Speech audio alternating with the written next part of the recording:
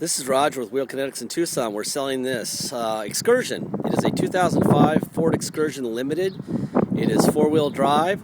It is a 6.0 turbo diesel. It has 152,000 miles, and it's a beautiful rig.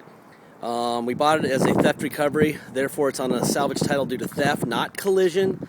This thing is not wrecked. Please watch the 3-minute animated video that we have in all of our ads.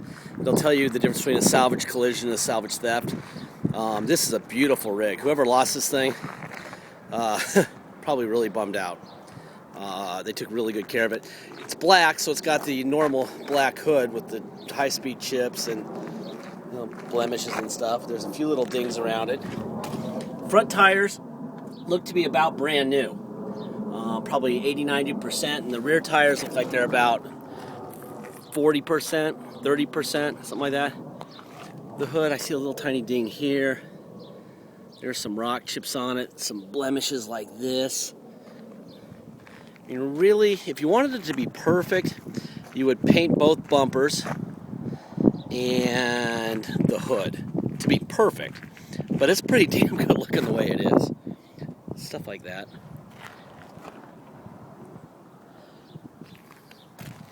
Got some high-speed bug kills on the bumper, obviously to be expected. This thing came from Texas, so this is probably a lot of high-speed interstate driving going on here. Drives beautiful. It has a little bit of brake noise, probably from sitting for a while, but it's hardly there. I mean, really, I think it's fine. I'm just trying to, it's my job to find all the really negative stuff. You know, anything bad I need to let you guys know about. Let's see. Nope, that was just something that flew on it. The tires on the rear, like I said, are about 30 or 40% tread. So he must have just changed the fronts at the last second before he got it stolen. Boy, the barn doors. This is the rear bumper. It's got a little touched up ding right there. That, I don't think it's that big a deal. I didn't really notice it until just now, actually.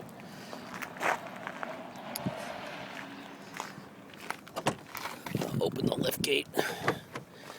Barn doors, show you what that looks like. That's cool.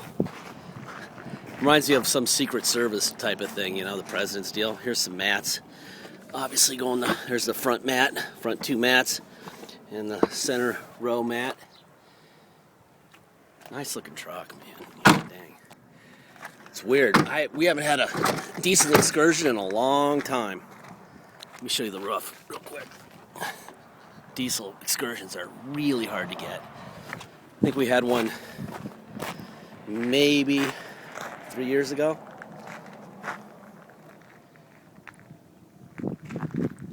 It's just really super straight. Oh, here's something. Looks like someone touched up a little scuff over the driver rear tire. There's a little chip there. Let's see. See the running boards? How they're kind of bent up? They're bent up in the same space on the same spot under the front doors. That would be the auction, because they won't let you jump start a vehicle at their yard at the insurance auction. They forklift them in sideways, so they put the forks underneath there and lift up. I got all my guys in there and tried to get the weight down, and it wouldn't work. What you really need is a forklift to come in and put the forks right on top of them and push down, and they'll pop right down. There's it's just that's a huge pet peeve of mine. They just oh, you know what? This handle's got a crack in it. That's probably how they stole it. Looks like the door cylinder's pushed in a little bit. Anyway, I've been round and around with the auctions, and they're not going to change. They're just going to keep destroying cars like that. Irritates the crap out of me. All right, let's look under the hood. There's the Ford stamp for the passenger fender. We put one new battery in, the other one was fine. There's the Ford stamp for the core support. All the Ford stickers that you need. It's kind of important to see that stuff so you know that there's been no front end damage. They can't get these Ford stamps on anything but the originals. So there's the Ford stamp. Let's see, right in front of my finger there. on the driver's side of the core support, and there's the driver fender. Anyway, it looks good underneath. Boy, this thing is hot. Wow! It's like 104 today in Tucson.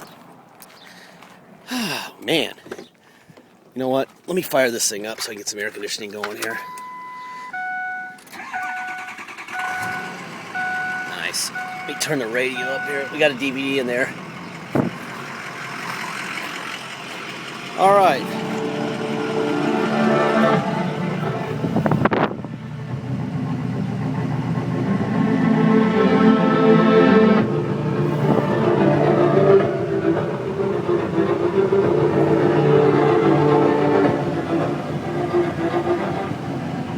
The air's blowing cold. Obviously the DVD player works. The seats are in great shape.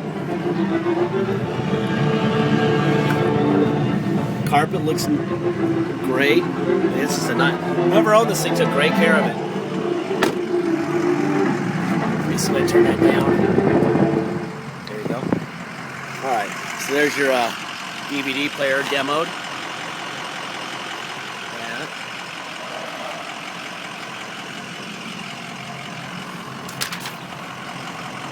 Now I have the mats in the back, as you saw. I see a little bit of a stain, probably where your foot would go. If you were resting your foot. You got heated seats, lights on there, the power seat.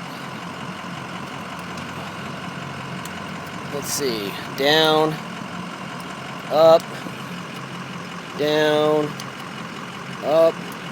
Works perfect. There's a little bit of wear, color wear on the seat, but that's on the outside bolster. But the rest of it looks great. Got a little bit of a tear on the handle. I'll have my upholstery guy put that back together. I'll at least try to make that look right. We were kind of in a rush to get this online. We have so much demand for these diesel excursions. I mean, we've got a long list of people to email when we get one of these. Let me turn the air down a little bit.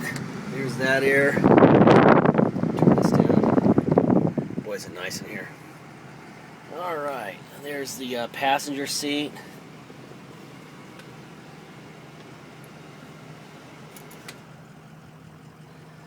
All right. Obviously, we've heard the DVD player. There's the radio. Let's see. Let's turn that off. Got a 6-disc changer. Obviously, you've got air. Let's see. What else we got going on here? We got tilt. We've got an adjustable pedal right here. Let's see if that works. Make sure that works. Let's go up. Let's go down. Yep. There we go. We've already demoed this. The air's working great. Let's see. Let's go look at the cluster. 152,163 miles. This thing's been running for a couple hours now. It's been to pictures of down I-10. And that's the temperature after running for quite a while. So we obviously don't have an EGR issue, or we would have already killed it by now with 105-degree temperature. There's the tow haul on and off. Let's see. There's the parking sensor off. I'm going to back it up and see if the parking sensors work. Sometimes they're disconnected when they steal them. Yep. That's kind of what I thought. Well, there's something that doesn't work. Parking sensor. Let's try it. Let's try it on. Nope. Okay. Assume the parking sensor is not going to work. As you see, I'm hitting the button, so it means it's in the switch. Because the off's not going off. So we need a switch, for sure. But assume it's not going to work, and we'll put in the ad if we fixed it or not. But assume not. But since we drove for 120 years without parking sensors, maybe you'll be alright. That works, so it's just this switch. Alright, let's put it into neutral. Let's put it into 4 low. There's 4 low, lights come on. And that's definitely in low. Wow, that's some serious torque. Put it in reverse. Perfect. That's low. Let's go to 4 high. Now we're in 4 high. Let's put it in drive. Bang. Beautiful. This thing runs like a champion. Alright, let me put it back into neutral. And two-wheel drive. Let's go take it down the street real quick. Alright, here's the deal. It's on a salvage title due to theft, not collision. Still, nonetheless, even though it's not wrecked, it's on a salvage title. To get a plate to drive home with, if you come here and drive it home, you have to have a restored salvage title. Salvage title, you cannot get temporary plates, drive-away plates, or permanent Arizona metal plates. So, what we have to do is take it down to motor vehicles and get what's called a level 3 inspection. It's done by the cops, badge-wearing, gun-carrying cops, not clerks. And once it's done with that, we take that inspection and the salvage title into motor vehicles here and get what's called a restored salvage title. That allows you to get a plates and get insurance at that stage. If you come here to drive it home, we have to do that, and that's $200. Motor vehicles gets 50 of that. We get 150. Sometimes we go at 6 in the morning and we're out of there at 9. Sometimes we go at 6 in the morning, we're out of there at 4 in the afternoon, 3 in the afternoon. It's crazy. Depends on what side of the bed they woke up on, if they want to work or not. Usually they're pretty cool, but sometimes it's brutal. And they won't let you leave the car there and come back. So that's why we charge that. We would love for other people to do it. It's not a money maker for us. Okay, so if you come here, you're going to pay $200 to have us restore it. You're also going to pay tax. Our city's sales tax of 2%, plus whatever your state tax is. If your state tax is 0, then all you're going to pay is our 2% tax.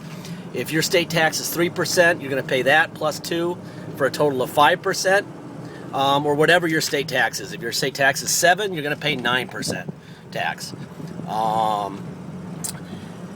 And you're going to pay a $250 dock fee. So, come here, you're going to pay $200 to restore, $250 in dock fees, and you're going to pay 2% tax plus whatever your state tax is. If you pay by wire and ship, all you're going to pay is the agreed upon price plus $200 to restore it if you want us to do that. If you do not want us to do that, please make sure before you decide and it ships out that your motor vehicles is okay getting a Arizona salvage title and a bill of sale, and then inspecting it and giving you whatever they call their title, rebuilt or restored or whatever they call it in your state. That is all the documentation you will ever get from us. And just make sure that you have your bases covered. It usually works out and people know what they're doing, but we just had a guy take a Subaru, a beautiful little Subaru WRX, out to Tennessee, and he thought for sure that he could get a salvage title restored, and he can, but he ran across a clerk that didn't know he could. So it just became a mess. It would have been a lot easier if he would have just had our restored certificate, our restored salvage title instead of a salvage title. He ended up getting it done in Tennessee, but it was a scare for him, and he's totally agreed that it wasn't worth the effort, of making an appointment there and getting run around by people who didn't know what they were doing. So, that's all. Also, please make sure you get a deposit in. It's a $500 deposit. It secures the vehicle for you. If we have an agreed upon price, even if it's on eBay, and you don't pay a deposit, and someone walks in here before we get a deposit and pays us for that truck, they own it. Period. It doesn't matter if it's eBay, it doesn't matter if it's on our website or where it is. That they own it. And that's happening more and more often. And, people are pretty bummed out about that, but you'd be shocked at how many times, that's my son right there. Oh my God. Stop that kid. Anyway, you'd be surprised how many times people bid on cars and then they hold us up and then they don't pay at all. And so, people who want our vehicles can't buy them because some knucklehead has held it up. We're not going there. We're not allowing that to happen anymore. So please get the deposit in. Well, everyone will be happy, and that'll be that. All right? Thanks very much. Have a great weekend.